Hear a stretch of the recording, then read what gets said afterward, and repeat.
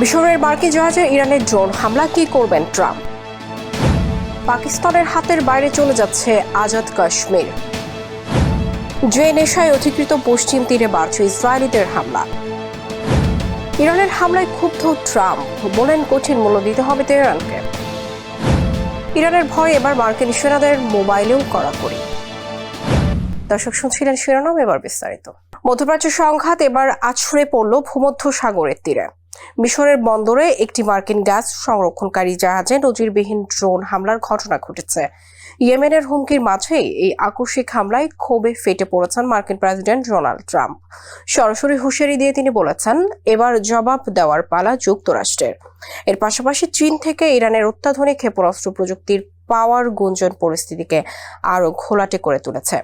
সব মিলিয়ে যুদ্ধের এই নতুন দামামা বিশ্ব রাজনীতিকে আসলে কোন দিকে নিয়ে যাচ্ছে, বিস্তারিত থাকছে এবারের প্রতিবেদনে। আগুনে তেল ঢালা নয়, এবার যেন পুরো বারুদের স্তূপেই আগুন ধরে গেল। ইয়েমেনের সশস্ত্র যোদ্ধাদের সৌদি অবরোধের ঘোষণার মধ্যেই যেন মরার উপর খাড়ার ঘা ভূমধ্য সাগরের তীরে মিশরের বন্দরে মার্কিন জাহাজে অভাবনীয় ড্রোন হামলা। ঘটনার পরই হোয়াইট হাউস থেকে মার্কিন প্রেসিডেন্ট ডোনাল্ড ট্রাম্প ক্ষোভ উগড়ে দিয়ে চরম হুঁশিয়ারি দিয়েছেন। সরাসরি হুঙ্কার ছেড়ে তিনি বলেছেন, এবার আমাদের পালা। বার্তা সংস্থা রয়টার্স উপগ্রহের তথ্য ও সামাজিক যোগাযোগ মাধ্যমের ভিডিও যাচাই করে এই ঘটনার সত্যতা নিশ্চিত করেছে।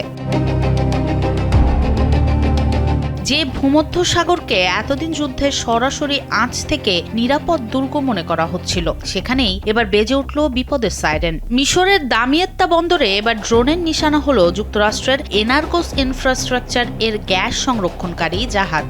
একটি অজ্ঞাত বস্তু জাহাজটির ডান পাশে আঘাত হানতেই দাও দাও করে জ্বলে ওঠে আগুন। উত্তাপ এতটাই তীব্র ছিল যে তা মুহূর্তেই ছড়িয়ে পড়ে পাশে থাকা গ্যাসলক সালেম নামের আরেকটি জাহাজেও। মিশরের পেট্রোলিয়াম মন্ত্রী করিম বাদাবি নিজে উপস্থিত থেকে অগ্নি নির্বাপক দলের সহায়তায় শেষ পর্যন্ত আগুন নিয়ন্ত্রণে আনেন। তারা বড় ধরনের কোনো হতাহত বা গ্যাস লিকেজের ভয়াবহ এড়াতে পারলেও মধ্যপ্রাচ্যের বাইরের প্রথম কোনো স্থানে সরাসরি মার্কিন স্বার্থে এই আঘাত পুরো অঞ্চলের প্রতিরক্ষা বলয়কে চুরমার করে দিয়েছে। ব্রিটিশ সামুদ্রিক নিরাপত্তা প্রতিষ্ঠান অ্যামব্রের প্রাথমিক মূল্যায়ন অনুযায়ী একটি ড্রোন যুক্তরাষ্ট্র ভিত্তিক এনার্গোস ইনফ্রাস্ট্রাকচারের ভাসমান গ্যাস সংরক্ষণ ও পুনরায় গ্যাসে রূপান্তরকারী জাহাজ এনার্গোস উইন্টারে আঘাত হানে। এটি কেবল একটি ট্যাঙ্কারে আগুন লাগার ঘটনা নয়, বরং পুরো মধ্যপ্রাচ্য জুড়ে যুদ্ধ ছড়িয়ে পড়ার এক বিপজ্জনক সংকেত। এর ওপর আগুনে ঘি ঢালার কাজ করেছে চীন থেকে ইরানের অত্যাধুনিক ক্ষেপণাস্ত্র ব্যবস্থা ও স্যাটেলাইট প্রযুক্তি পাওয়ার গুঞ্জন। জর্ডানে মার্কিন ঘাঁটিতে ইরানের হামলা এবং জবাবে ইরাকে যুক্তরাষ্ট্রের যৌথ অভিযানের পরপরই ঘটে গেল এই বিস্ফোরণ। স্বস্তির খবর, এতে কোনো হতাহতের ঘটনা ঘটেনি। তবে এই আকস্মিক হামলার নেপথ্যে কারা ছিল তা এখনো রহস্যাবৃত। ইরানে মার্কিন বাহিনীর হামলার পর ট্রাম্প কড়া ভাষায় ইরানকে উচিত শিক্ষা দেওয়ার কথা বললেও কূটনীতির একটি সূক্ষ্ম দরজাও খোলা রেখেছেন। তেহরানের সাথে শান্তি চুক্তিতে পৌঁছানোর আশাবাদও শোনা গেছে তার কণ্ঠে। তবে আপাতত শান্তির চেয়ে যুদ্ধের দামামাই যেন বেশি বাজছে মধ্যপ্রাচ্যের আকাশে বাতাসে। চীন থেকে ইরানের ক্ষেপণাস্ত্র প্রযুক্তি পাওয়ার গুঞ্জন আর ওয়াশিংটনের কঠোর পাল্টা পদক্ষেপের হুমকির মাঝে উত্তেজনার এই নতুন পারদ বিশ্ব রাজনীতিকে কোন দিকে নিয়ে যাচ্ছে, এখন সেটাই বড় প্রশ্ন। সনম সিদ্দিকী, কালবেলা। পাকিস্তানের আজাদ কাশ্মীরে এখন চরম মানবিক বিপর্যয়। অধিকার আদায়ের মিছিলে রাবার বুলেট ও স্নাইপারের গুলিতে লাশের শহরে পরিণত হয়েছে এই ভূখণ্ড। ইন্টারনেট, বিদ্যুৎ ও যোগাযোগ ব্যবস্থা পুরোপুরি বিচ্ছিন্ন করে বিশ্ব চক্ষুর আড়ালে সাধারণ মানুষের উপর চালানো হচ্ছে পরিকল্পিত দমনপীড়ন। অভিযোগ উঠেছে হাসপাতাল থেকে নিহতের লাশ গুম করে গণহত্যা প্রমাণ মুছে ফেলারও। আন্তর্জাতিক মঞ্চে নিজেদের শাহরাগ বা প্রাণভোমরা দাবি করা অঞ্চলে কেন এমন বর্বরতা চালাচ্ছে পাকিস্তান? এর পেছনের আসল কারণ জানতে দেখুন এবারের প্রতিবেদন। পাকিস্তানের আজাদ কাশ্মীরে সাধারণ মানুষ প্রাণভয় শুধু দৌড়াচ্ছে।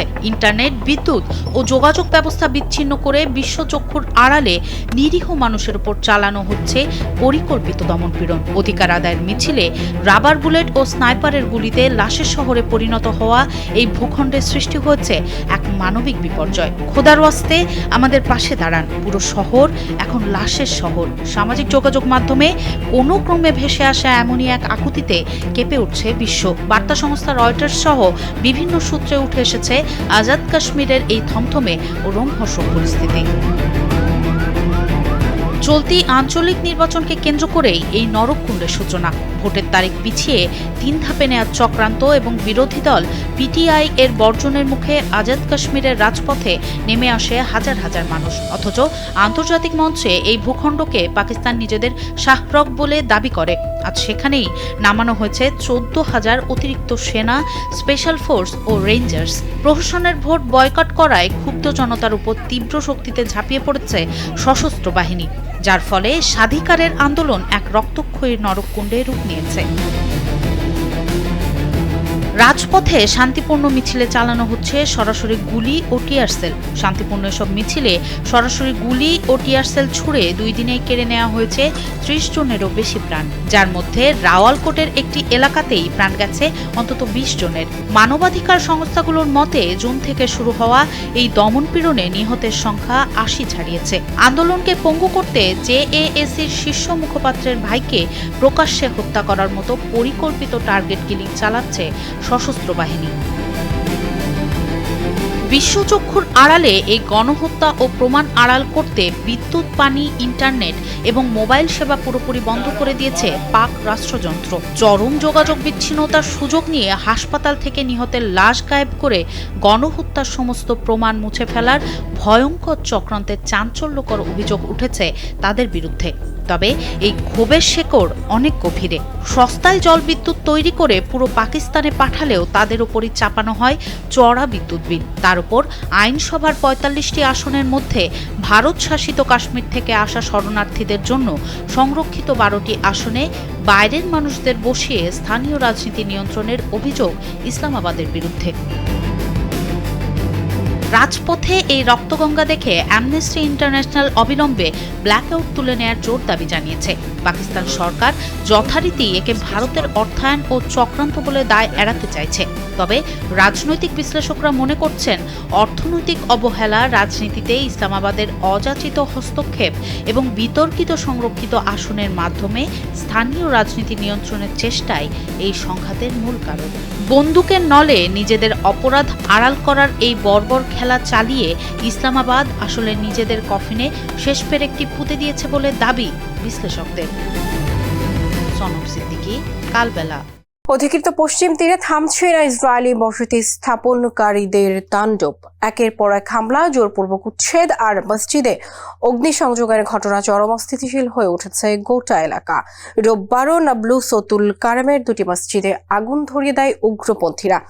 জাতিসংঘের তথ্য বলছে, গত 1.5 বছরে পশ্চিম তীরে 3000-এরও বেশি হামলার ঘটনা ঘটিয়েছে ইসরায়েলিরা।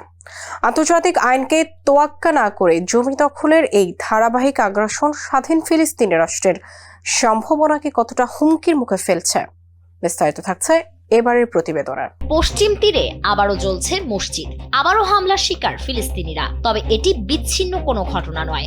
একের পর এক ইসরায়েলি বসতি স্থাপনকারীদের হামলা এবং জোরপূর্বক উচ্ছেদে দিন দিন আরো অস্থিতিশীল হয়ে উঠেছে অধিকৃত পশ্চিম তীর। এমন তথ্য উঠে এসেছে আল জাজিরার এক প্রতিবেদনে।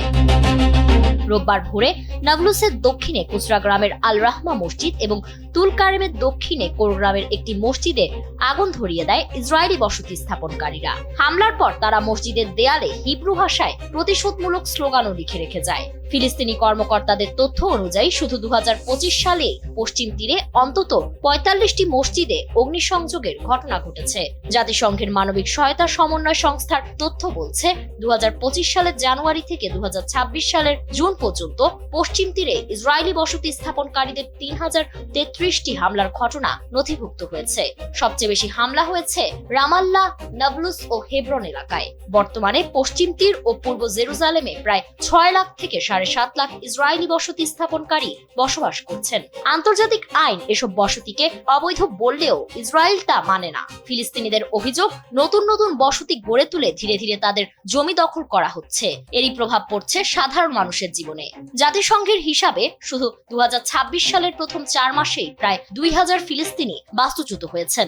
বিশ্লেষকদের মতে, বসতি সম্প্রসারণ ও ধারাবাহিক হামলা শুধু মানবিক সংকটই বাড়াচ্ছে না, স্বাধীন ফিলিস্তিন রাষ্ট্র প্রতিষ্ঠার সম্ভাবনা সম্ভাবনাকেও আরো অনিশ্চিত করে তুলেছে।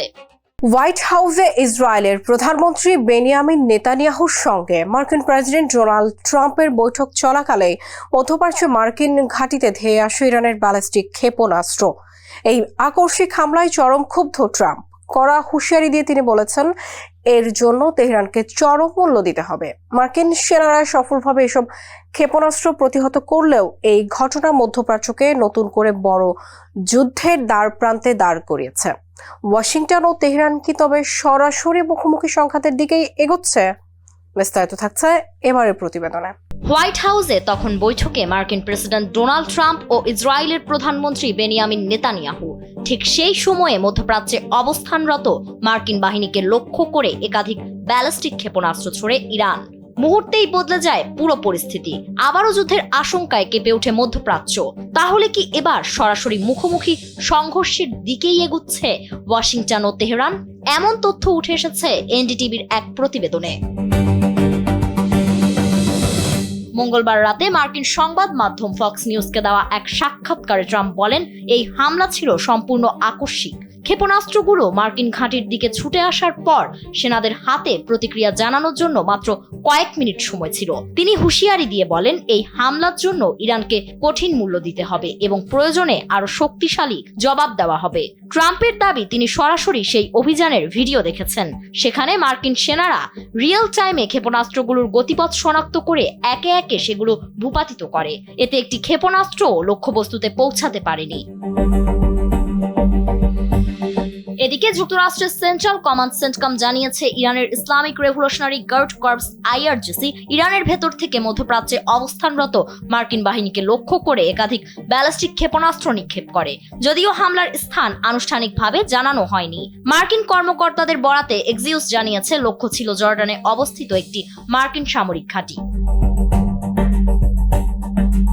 একই সাক্ষাৎকারে ট্রাম্প ইরাকে ইরান সমর্থিত মিলিশিয়াদের উপর যুক্তরাষ্ট্র ও সৌদি আরবের সাম্প্রতিক যৌথ হামলার পক্ষেও অবস্থান নেন। তিনি বলেন, ইরাকি সরকারের সমন্বয়ে ওই অভিযান পরিচালিত হয়েছে। পাশাপাশি ইরান সমর্থিত সশস্ত্র গোষ্ঠীগুলোকে বিশ্বের জন্য ক্যান্সার আখ্যা দিয়ে তিনি জানান, মধ্যপ্রাচ্যে তেহরানের মিত্রদের বিরুদ্ধে চাপ আরো বাড়ানো হবে। তবে সামরিক হুঁশিয়ারি দিলেও কূটনীতির দরজা পুরোপুরি বন্ধ করছেন না ট্রাম্প। তিনি বলেন, উত্তেজনা বাড়লেও ইরানের সঙ্গে আলোচনা চালিয়ে যাবে যুক্তরাষ্ট্র। বিশ্লেষকদের মতে একের পর এক হামলা ও পাল্টা হুঁশিয়ারি মধ্যপ্রাচ্যের পরিস্থিতিকে আরো অস্থিতিশীল করে তুলেছে। এখন প্রশ্ন একটাই, এই সংঘাত কি সীমিত সামরিক উত্তেজনায় থেমে যাবে, নাকি ইরান ও যুক্তরাষ্ট্র আরো বড় সংঘাতের দিকে এগিয়ে যাবে? প্রতিটি হামলা যেন সেই আশঙ্কাকেই আরো জোরালো করে তুলেছে। ফারিন রহমান প্রীতি, কালবেলা। ইরানের হামলার আশঙ্কায় এবার মধ্যপ্রাচ্যে অবস্থানরত মার্কিন সেনাদের মোবাইল ফোন ব্যবহারের কঠোর বিধিনিষেধ আরোপ করতে যাচ্ছে যুক্তরাষ্ট্র। সামাজিক যোগাযোগ মাধ্যমে সেনাদের শেয়ার করা ছবি ও ভিডিও বিশ্লেষণ করে ইরান সহজে হামলার প্রভাব এবং মার্কিন অবস্থান সম্পর্কে গুরুত্বপূর্ণ তথ্য পেয়ে যাচ্ছে। এই ঝুঁকি এড়াতে জর্ডান সহ বিভিন্ন এলাকায় থাকা মার্কিন সেনাদের মোবাইল ফোন সাময়িকভাবে জমা নেওয়ার পরিকল্পনা করছে যুক্তরাষ্ট্রের সেন্ট্রাল কমান্ড। যুদ্ধক্ষেত্রে অস্ত্রের পাশাপাশি তথ্যের সুরক্ষায় ওয়াশিংটনের এই নতুন পদক্ষেপ নিয়ে বিস্তারিত থাকছে এবারের প্রতিবেদনে। ইরানের ভয়ে এবার মার্কিন সেনাদের মোবাইল ব্যবহারেও কড়াকড়ি। তেহরানের ক্ষেপণাস্ত্র হামলার আশঙ্কা বাড়তেই এবার নতুন নিরাপত্তা ব্যবস্থা নিতে যাচ্ছে যুক্তরাষ্ট্র। মধ্যপ্রাচ্যের কিছু মার্কিন সেনার মোবাইল ফোন ব্যবহার সীমিত করা, এমনকি প্রয়োজনে ফোন সাময়িকভাবে জমা নেওয়ার পরিকল্পনা করছে মার্কিন সামরিক বাহিনী। এমন তথ্য উঠে এসেছে রয়টার্সের এক বিশেষ প্রতিবেদনে। রয়টার্সের হাতে আসা 28 জুলাইয়ের এক চিঠিতে যুক্তরাষ্ট্রের সেন্ট্রাল কমান্ডের প্রধান অ্যাডমিরাল ব্র্যাড কুপার সতর্ক করে বলেন, সেনাদের মোবাইল ফোনে ধারণ করা ছবি ও ভিডিও সামাজিক যোগাযোগ মাধ্যমে ছড়িয়ে পড়ায় ইরান খুব দ্রুত তাদের হামলার ফলাফল সম্পর্কে ধারণা পাচ্ছে। তার মতে এসব তথ্য প্রকাশ শুধু সামরিক নিরাপত্তাকেই ঝুঁকির মুখে ফেলছে না, বরং মার্কিন সেনা ও উপসাগরীয় অঞ্চলের বেসামরিক মানুষের জীবনও হুমকির মধ্যে ফেলছে। রয়টার্সের একাধিক সূত্র জানিয়েছে, জর্ডানে অবস্থানরত কিছু মার্কিন সেনাকে শীঘ্রই নিরাপত্তার স্বার্থে মোবাইল ফোন জমা দিতে বলা হতে পারে, যদিও এ বিষয়ে এখনো আনুষ্ঠানিক সিদ্ধান্ত জানায়নি সেন্ট্রাল কমান্ড। সম্প্রতি ইরানের হামলার সময় জর্ডানের একটি মার্কিন বিমান ঘাঁটি থেকে এক সেনার ধারণ করা ভিডিও সামাজিক যোগাযোগ মাধ্যমে ছড়িয়ে পড়ার পর নতুন করে উদ্বেগ তৈরি হয়েছে। কুপারের ভাষায়, এমন ভিডিও দেখে ইরান হামলার প্রভাব, সেনাদের অবস্থান এবং পরবর্তী হামলার কৌশল সম্পর্কে গুরুত্বপূর্ণ তথ্য পেয়ে যাচ্ছে। এতে পরবর্তী হামলা করাও তাদের জন্য সহজ হয়ে যাচ্ছে। জানা গেছে, ইরান যুক্তরাষ্ট্র সংঘাতে এখন পর্যন্ত 18 জন মার্কিন সেনা নিহত এবং 600-র বেশি আহত হয়েছে। তাই যুদ্ধক্ষেত্রে এবার শুধু অস্ত্র নয়, তথ্যের নিরাপত্তাকেও সমান গুরুত্ব দিচ্ছে ওয়াশিংটন। দর্শক, এই ছিল বিশ্বের আলোচিত সব আন্তর্জাতিক সংবাদ। সবশেষ খবরের আপডেট জানতে কালবেলার সঙ্গেই থাকুন। ধন্যবাদ সবাইকে।